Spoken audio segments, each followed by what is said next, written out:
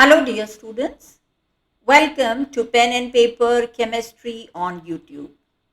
Today, we are doing a very important synthetic reagent which is known as the Grignard's reagent.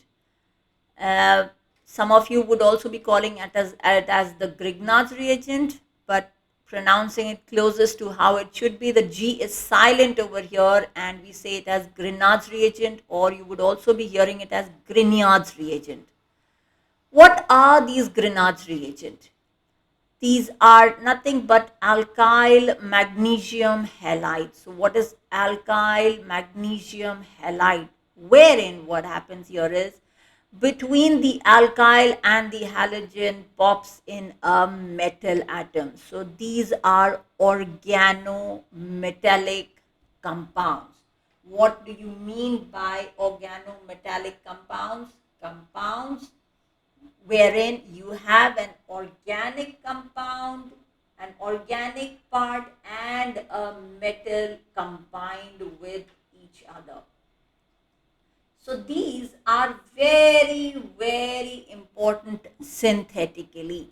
Now, what do we mean by important synthetically? If you notice the large number of properties that we have listed on the right hand side, you will see the number of preparations that we can carry out using the Grignard's reagent. That is why we say these are very, very important synthetically. Their preparation is very easy. You don't have to learn much. Their preparation was actually, and they were discovered by Victor Grignard. And this was such an important learning in chemistry that he was awarded a Nobel Prize for Chemistry in 1912. So, are you all ready with your pen and paper to take down this flow chart which will help you to remember Grignard's reagent easily? Well done. Okay, let's get started now. So what we have over here is in order to carry out the preparation. So let me show you the preparation first. What have we got over here is we have an alkyl halide. We treat it with magnesium in the presence of dry ether or tetrahydrofuran. This is refluxed to give us the Grignard's reagent. Now, the Grignard's reagent are not separately collected from the apparatus and then stored to be used later on. No. These are generated and the substance with which the Grignard's reagent has to be reacted is introduced into the flask itself in order to carry out the final reaction. We do not separate them or we do not isolate them according to the traditional methods. No, we do not isolate them from the reaction mixture. An important point over here is, if you notice, I've specifically mentioned the word dry ether. Why does my ether have to be dry?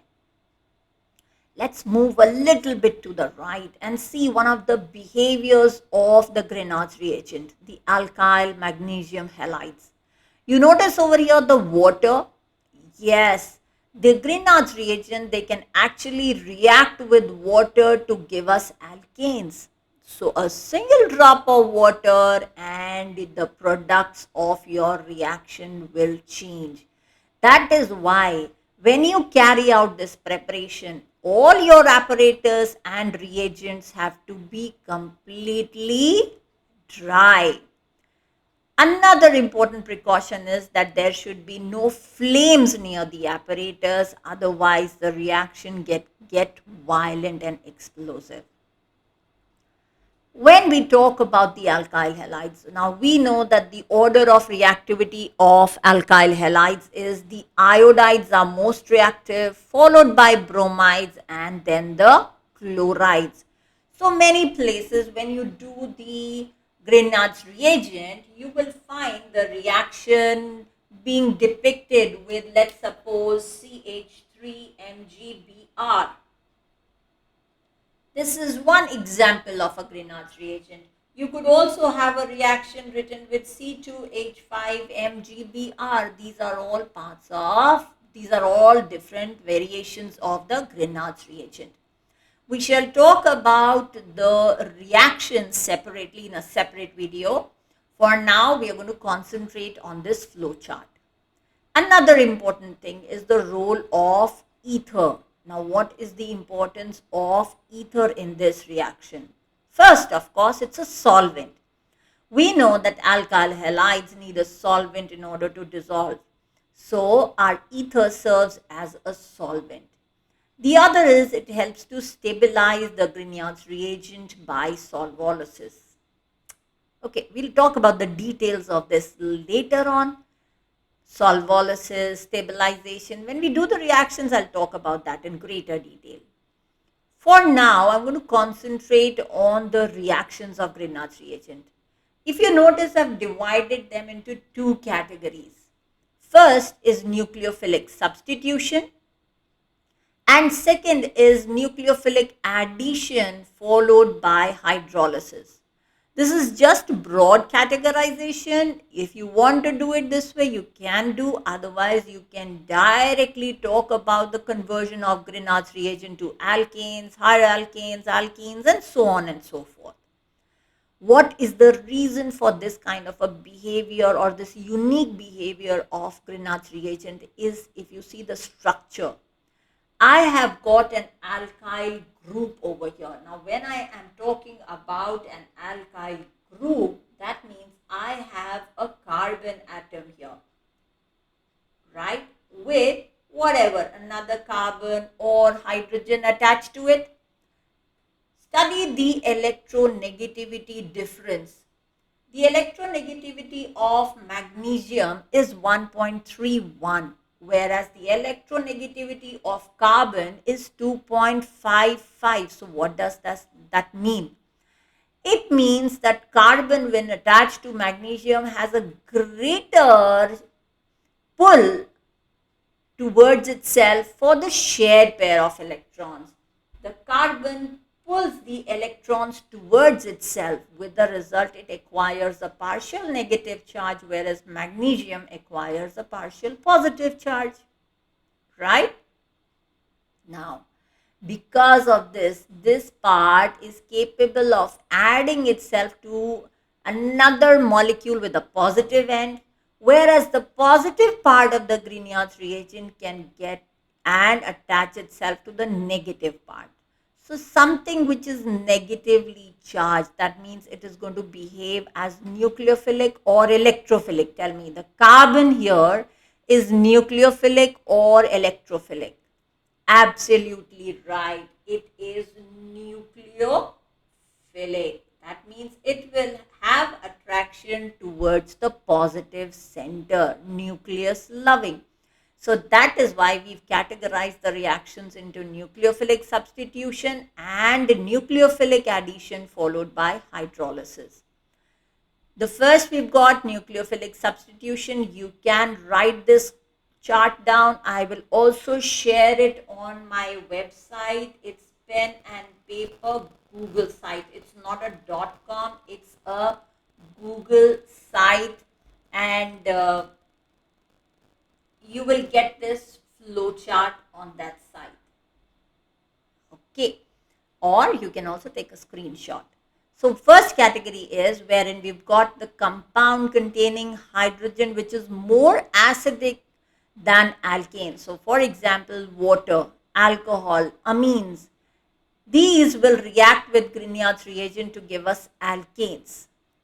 Saturated alkyl halides will give us higher alkanes. What is happening over here is the halogen is being replaced by the negative end of the Grignard's reagent. That's all that is happening over here. So this part replaces the halogen and you have a higher alkane.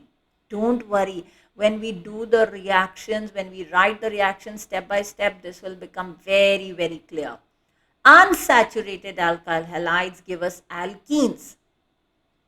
Terminal alkynes. Terminal alkynes means alkynes wherein which have got a bond like this, CH, right? So the CH group, the triple bond CH group is at the terminal end, at the end of the chain. They give us higher alkynes. Lower halogenated ethers give us higher ethers. Now, not all of the reactions are there in everybody's curriculum. You can remove the reactions which are not relevant to you and add those which are more important according to your curriculum. I have tried to cover as many reactions as possible, but there is never an end to learning.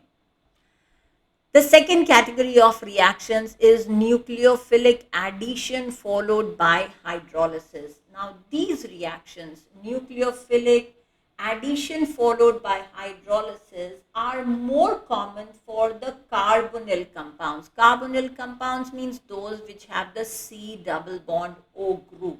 And what will happen over here is my CMGX. This is negative, this is positive, right? And here the oxygen becomes more negative, carbon is positive. So what will happen? The positive goes to negative and negative goes to positive. As simple as that. So you see over here the list of carbonyl compounds. Interestingly, methanol, or commonly known as formaldehyde, if you react a Grignard's reagent with formaldehyde or methanol, you get a primary alcohol. Aldehydes other than methanol will give you secondary alcohol. Ketones will result in tertiary alcohols. This is one set, so I have put it in one color. Esters. Esters of formic acid give you secondary alcohol. Esters of acids other than formic acid will give you, yes, tertiary alcohols, right? Acid chlorides, on the other hand, give you ketones. Are you noting these all down? They will be very, very helpful when you have to revise organic chemistry in a short span of time. So making it easy for you to recall, remember and rewrite. Now we come to the nitrogen based compounds. So you have hydrogen cyanide, give you aldehydes, whereas alkyl cyanides on reaction with Grignard's reagent will give us ketones. Come to carbon dioxide. Carbon dioxide with Grignard's reagent will give us carboxylic acids. Come to the cousin of carbon dioxide. See, oxygen replaced by sulfur. So carbon disulfide. The reaction proceeds in exactly the same manner but giving us dithionic acids. Now what are dithionic acids?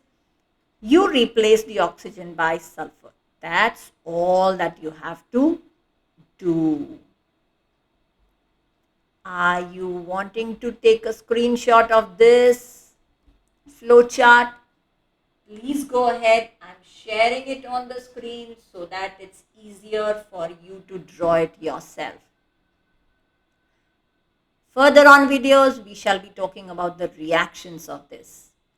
Till that time, please take good care of yourself. Stay happy, stay healthy.